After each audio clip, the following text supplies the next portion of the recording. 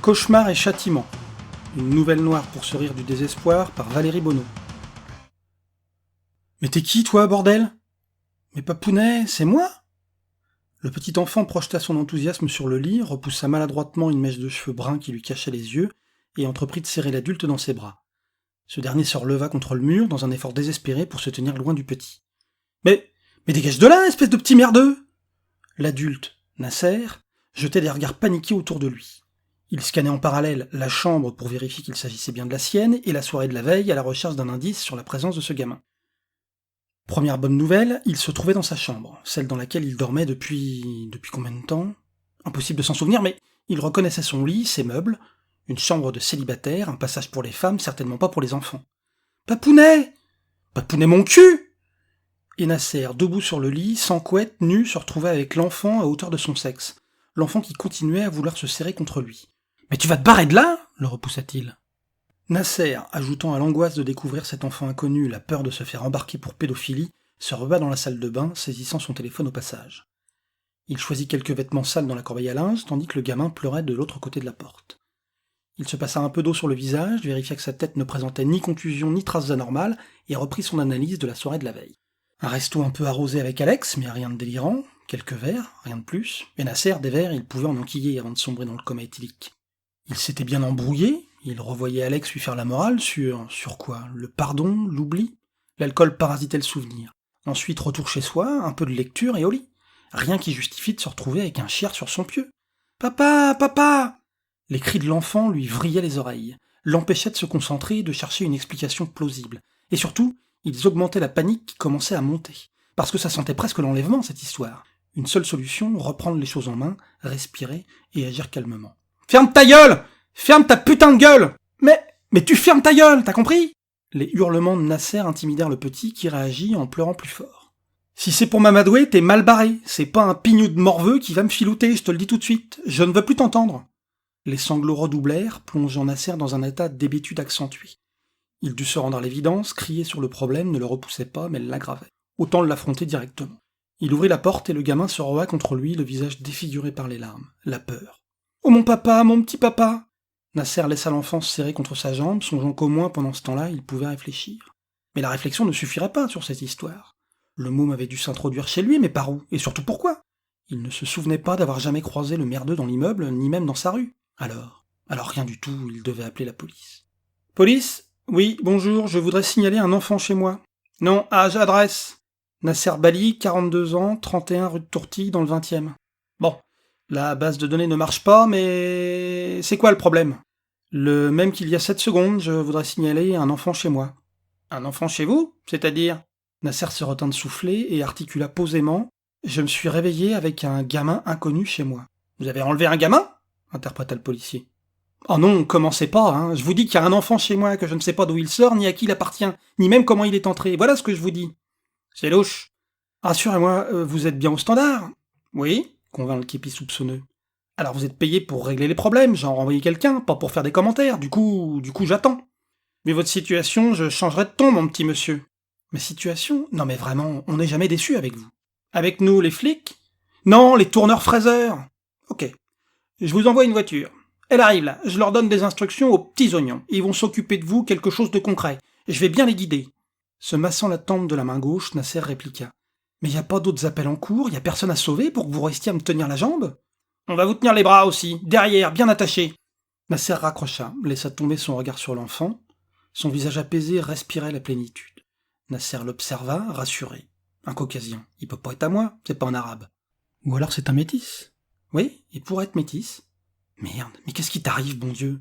Sa température monta encore de quelques degrés et il commença à transpirer, prenant conscience d'une réalité douloureuse. Soit je suis fou, soit c'est le gamin. Y a pas d'autre alternative. Et bien qu'il cherchât en toute occasion à éviter la compagnie des enfants, l'idée que ce môme de 7 ans soit fou, le plongea dans une tristesse qui l'étonna. « Allez mon petit, dis-moi, tu t'appelles comment ?» Le petit releva la tête, circonspect, inquiet même, puis un sourire lumineux sur le visage. « C'est un nouveau jeu, Papounet ?»« Voilà, c'est un nouveau jeu. Alors ?»« Je m'appelle Quentin, tu sais bien. »« Quentin, prénom à la con, ça. »« Ok, et moi comment je m'appelle ?» Le rire de l'enfant et le soulagement qu'il contenait l'angoissèrent.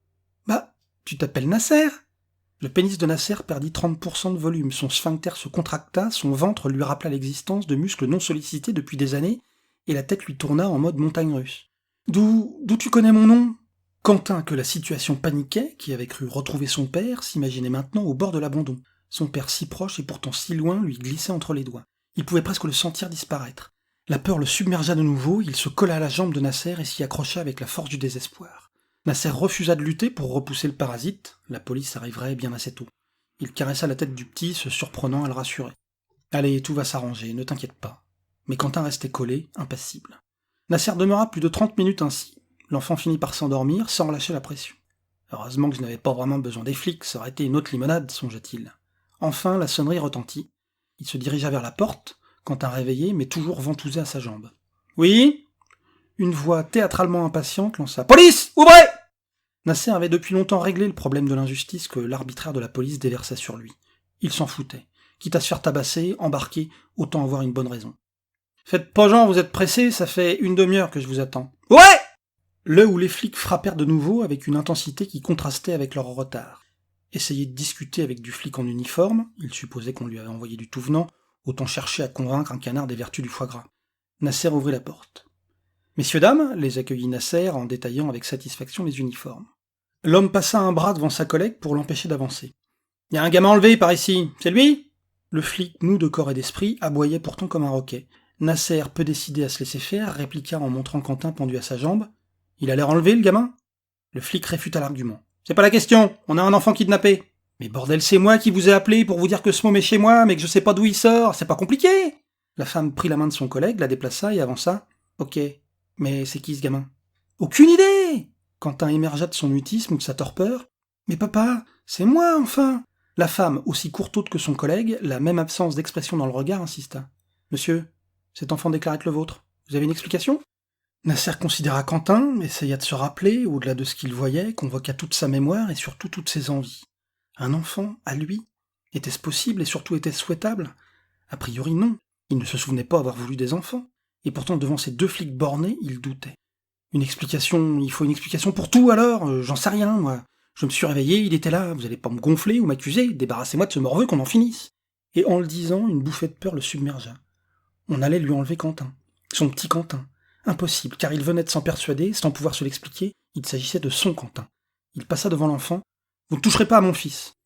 Devant le volte-face de Nasser, la flic porta sa main à son pistolet, tandis que son partenaire reculait. « Écartez-vous du petit, monsieur. Écartez-vous du petit !» répéta inutilement le collègue. À cet instant, le toki de la femme grésilla. « C'est bon, la base de données fonctionne, on l'a trouvé. On est au 31 rue de Tourtille, hein ?» La femme porta le toki à sa bouche de la main gauche, la main droite toujours sur la crosse de son revolver. Affirmatif. Laissez tomber, vous pouvez continuer votre ronde. Mais rien du tout, je vous expliquerai quand vous serez sortis. Les deux flics saluèrent, à peine poliment. Bon, on comprend pas, mais si vous faites quoi que ce soit au petit, on revient et on vous défonce. Nasser, interloqué par l'appel, par le commentaire de la voix qui semblait donner du sens à la situation, ou plutôt lui enlever son aspect insolite, incroyable, voulut en savoir plus. Mais bordel, dites-moi ce qui se passe, votre collègue a l'air au courant. Vautré dans sa dignité d'opérette, la policière rebroussa chemin sans un mot. Nasser et Quentin, seuls, s'observèrent. Quentin respirait, on ne lui enlèverait pas son père. « Quentin, mon petit Quentin, où es-tu » Nasser ouvrit la porte de la chambre de son fils. Personne. Il inspecta l'armoire, regarda derrière les rideaux, puis, écoutant avec attention les bruits de la pièce, il se baissa pour inspecter sous le lit. Attrapa le pied qui dépassait. « Bouh !» Quentin hurla de terreur. « Au secours, ah !» Nasser, de surprise, le lâcha. Quentin se reba hors de la chambre et se jeta sur le téléphone. « Police, police, venez m'aider, sauvez-moi, je suis enfermé chez un monstre, à l'aide !» Le standardiste du commissariat du 20e consulta l'écran lui indiquant l'origine de l'appel, et souffla, sinon de colère, de fatigue. Il envoya néanmoins une voiture. « Tiens, les deux barges remettent ça », conclut la flic quand la voix du dispatch leur ordonna de se rendre chez Nasser. « Des malades, des putains de tordus, voilà ce que c'est !» insista son collègue. La policière, moins catégorique, modula. « C'est pas tous les jours que ton fils de 5 ans bute ta femme, tu dois pouvoir comprendre que ça laisse des traces, sur les deux. De là à nous appeler un jour sur 3, un coup le fils reconnaît pas le père, un coup le père reconnaît pas le fils, t'avoueras que ça devient lassant. Et ça va mal finir, cette histoire. » Je crois que ça a déjà mal fini. Si cette nouvelle noire pour sourire du désespoir vous a plu, vous pouvez en retrouver d'autres sur mon site valeriebono.com. À bientôt!